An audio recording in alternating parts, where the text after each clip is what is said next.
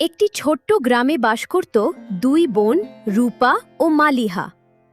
তাদের বাবা মা বহুকাল আগেই এক মহামারীতে তাদের ছেড়ে চলে যায়। এরপর দুই বোন দুজনের একে অপরের পরিপূরক হয়ে ওঠে। রূপা বড় হওয়ায় সে নদীতে মাছ ধরে বাজার বিক্রি করে তাদের সংসার চালাত। তবে তার মাছ ধরা তাদের গ্রামের কেউ খুব একটা পছন্দ করত না। তা রূপা, তুই কি কারো কথা একটাবারও শুনবি না? মেয়ে মানুষ হয় কি না, ছেলেদের সাথে পাল্লা দিয়া তুই যাস নদীতে মাছ ধরতে। তুই কি বুঝিস না তুই যে একটা মেয়ে? কেন কাকি? আমি তো কারো বাড়ি চুরি করছি না বা কোনো অন্যায় করছি না। আমি তো সৎভাবে নদী থেকে মাছ ধরে এই মাছ বাজারে বিক্রি করে নিজেদের সংসার চালাই। এখন তো বলবি, বুঝবি বুঝবি, সময় হলেই বুঝবি। যেদিন যমুনা তার ভয়ঙ্কর ঢেউয়ের কবলে পড়বি, সেদিন তুই আমার কথা ঠিকই বুঝতে পারবি। এরপর রূপা আর কোনো কথা না বলে সে নদীতে চলে যায় মাছ ধরতে। নদী থেকে মাছ ধরা শেষ করে রূপা তা বাজারে বিক্রি করে বাড়িতে চলে আসে। এসে দুই বোন একসাথে গল্প করছিল। তা আপু, আজ বেচা বিক্রি তোমার কেমন হলো? বাবা মার দোয়ায় আজকের বেচাকেনা আগের থেকে বেশ ভালো হয়েছে, আর নদীতেও বেশ নতুন মাছ পাওয়া যাচ্ছে।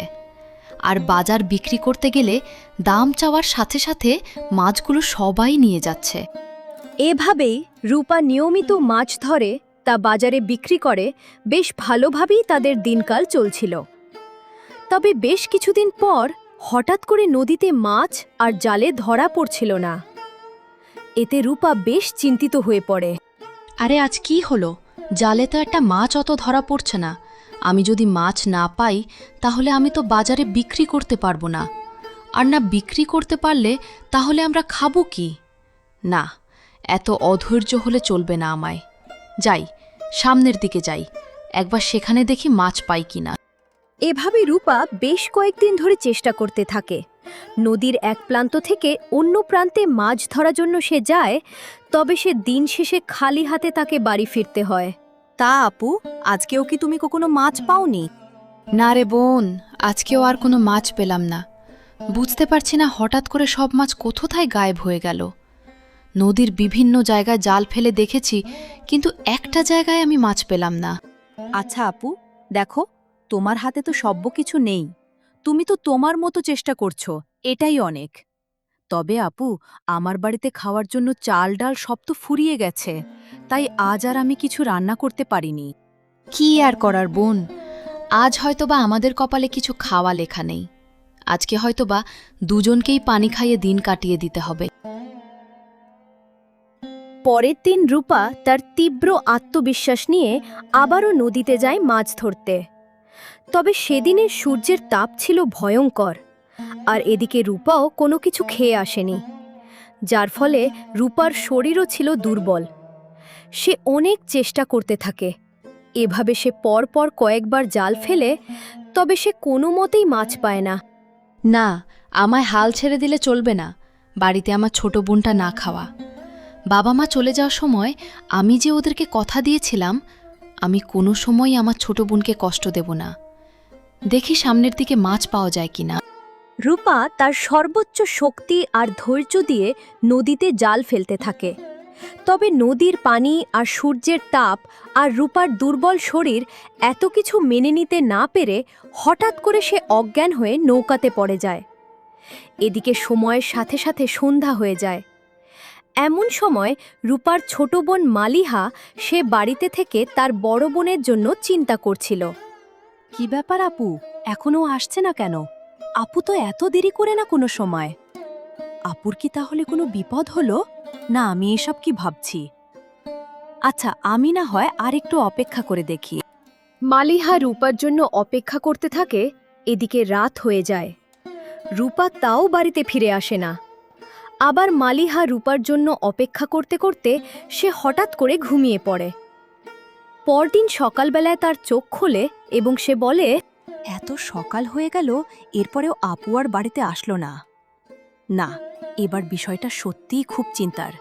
আমায় আর দেরি করলে চলবে না, আমায় এক্ষুনি নদীতে যেতে হবে। এরপর মালিহা নদীর ঘাটে চলে আসে। সেখানে থাকা একটি পুরনো নৌকায় উঠে বসে। এরপর সে নৌকা বেয়ে বেয়ে নদীর বিভিন্ন জায়গায় তার বোনকে খুঁজতে থাকে। তবে মালিহা এর আগে তেমন খুব একটা নদীতে আসেনি, তাই সে নদী কোথায় কি আছে সে খুব একটা চেনে না।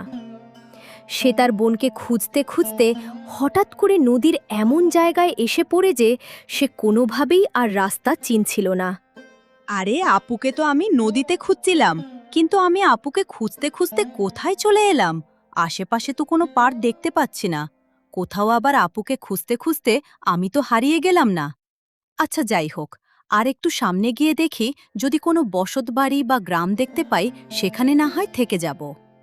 এরপর মালিহা সে তার মনে সর্বোচ্চ আত্মবিশ্বাস নিয়ে আবারও নদীতে তার নৌকা নিয়ে চলতে থাকে। এবার সে নদীতে চলতে চলতে হঠাৎ করে একটি আশ্চর্য রকমের সোনার দ্বীপের কাছে এসে পৌঁছায়। আরে এ কি, দূরে ওই যে একটা দ্বীপ দেখতে পাচ্ছি। ওটাকে দেখতে তো কোনো সাধারণ দ্বীপ বলে মনে হচ্ছে না। দেখে তো মনে হচ্ছে ওটা একটা সোনার দ্বীপ। না, এত কিছু ভেবে আর লাভ নেই। যাই একবার ওই দ্বীপে গিয়ে না হয় দেখি। যদি কিছু খাবার পেয়ে যায় তাহলে আর বেশ কিছুদিন আমাদের খাবারের জন্য কষ্ট করতে হবে না। মালিহা সোনার দ্বীপে আসার পর সেখানে এসে সে অবাক হয়ে যায়। সে সোনার তৈরি গাছপালা ইত্যাদি দেখে কোনো লোভ না করে বলে, না, আমায় লোভ করলে চলবে না। নিশ্চয়ই এর ভিতরে কোনো মায়া আছে। না হলে এই এত বড় দ্বীপে আশপাশে মানুষ তো দূরে থাক, একটা পোকামাকড়ও নেই। তাই এই অদ্ভুত দ্বীপে কোনো কিছুর প্রতি লোভ না করে আমি বরং সামনের দিকে এগিয়ে যাই। মালিহা দ্বীপে থাকা কোনো সোনার প্রতি লোভ না করে সামনের দিকে এগিয়ে যায়। সে হাঁটতে থাকে, হাঁটতে হাঁটতে সোনার দ্বীপের অংশ ফুরিয়ে আসে। এরপর স্বাভাবিক বনের ভিতর সে চলে আসে। এসে সেখানে সে এক বৃদ্ধা মহিলাকে দেখতে পায়। দাদিমা, আপনি কি বলতে পারবেন এটা কোনো জায়গা? আমি আমার বড় বোনকে খুঁজতে বের হয়েছিলাম। খুঁজতে খুঁজতে অদ্ভুত এই দ্বীপে আমি চলে আসি। আপনি কি আমার বড় বোনকে দেখেছেন? না, আমি কোনো মানুষকে এখানে আসতে দেখিনি। আর মেয়ে, তুমি তো চাইলে এর আগের দ্বীপের জায়গা থেকে সোনা নিয়ে বাড়িতে চলে যেতে পারতে। তুমি তা না নিয়ে কিনা তোমার বোনকে খুঁজছো। তুমি তো দেখছি খুব বোকা। দেখুন দাদিমা, আমার কাছে আমার বড় বোনের মূল্য সবচেয়ে বেশি। ও ছাড়া আমার এই দুনিয়াতে আর কেউ নেই। আপনি যদি জানেন তো আমায় বলুন, আমার বোন কোথায়? আর আমার এই সোনা লাগবে না। আপনার সমস্ত সোনা আপনার কাছে রেখে দিন। বাহ, আমি এতদিন পরে এক নির্লোভ মেয়ে খুঁজে পেলাম। তবে মেয়ে শোনো, আমি কোন সাধারণ মানুষ না। তুমি দাঁড়াও, আমি আমার আসল রূপে আসছি। কি গো মেয়ে, তুমি আমায় চিনতে পারছো? আমি হলাম এক পরী, যে কিনা এই দ্বীপে পাহারা দেই। আর তুমি যে সোনার দ্বীপের কথা বলছো, সেখানে যত গাছপালা রয়েছে সবাই সোনা নেয়ার জন্য লোভ করেছিল। আর যাদের মনে লোভ ছিল তারা পরবর্তীতে সেই বনের গাছপালায় পরিণত হয়ে যায়। আর তুমি লোভ না করে তুমি নিঃস্বার্থভাবে তোমার বোনকে খুঁজছো। তাই আমি তোমায় উপহার হিসেবে তোমার বোনকে তোমার কাছে ফিরিয়ে দিচ্ছি। আপু, তুমি কোথায় ছিলে?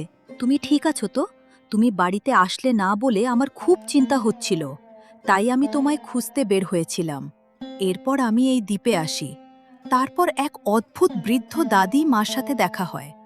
আসলে সে কোনো বৃদ্ধ ছিল না, সে ছিল এক পরী, যে ওই উপরে দাঁড়িয়ে আছে। আর তার জন্য আমি তোমাকে আবার খুঁজে পেয়েছি আপু। উপরওয়ালাকে অনেক অনেক ধন্যবাদ। সব হয়েছে তোর সততার জন্য। আর বলিস না, সেদিন আমি খুব চেষ্টা করছিলাম, তবে আমি কোনো মাছ পাচ্ছিলাম না। চেষ্টা করতে করতে হঠাৎ করে তীব্র রোদের তাপে আমার মাথা ঘুরে যায়, আর আমি নদীতে অজ্ঞান হয়ে পড়ে থাকি। কিন্তু তোর সততার জোরে আমি আবারও তোর কাছে ফিরে এসেছি। কি তোমরা দুই বোন এবার খুশি তো? হ্যাঁ, আমরা খুব খুশি। তবে তোমার সততার জন্য মালিহা, আমি তোমায় আরও একটি জিনিস দিতে চাই। এই নাও, ধরো সোনার পেঁপে। আশা রাখছি এই পেঁপে বাজারে বিক্রি করে তোমাদের জীবনের সমস্ত দুঃখ কষ্ট সব দূর হয়ে যাবে। আর মনে রাখবে, সারা জীবন তোমরা সৎ থাকবে আর অসহায়কে সাহায্য করবে। এরপর দুই বোন সেই দ্বীপ থেকে বের হয়ে নৌকা করে দুজনে বাড়িতে চলে আসে। এসে তারা সুখে শান্তিতে সারা জীবন একে অপরের সুখ দুঃখ ভাগ করে সারা জীবন কাটিয়ে দেয়।